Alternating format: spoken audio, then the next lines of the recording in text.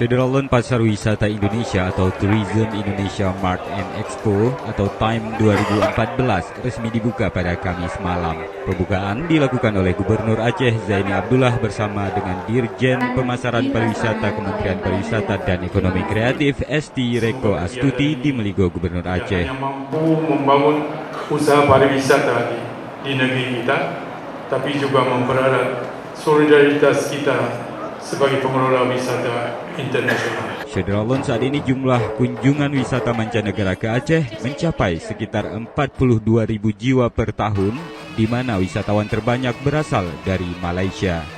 Dari Banda Aceh, Muhammad Ansar, Serambi On TV.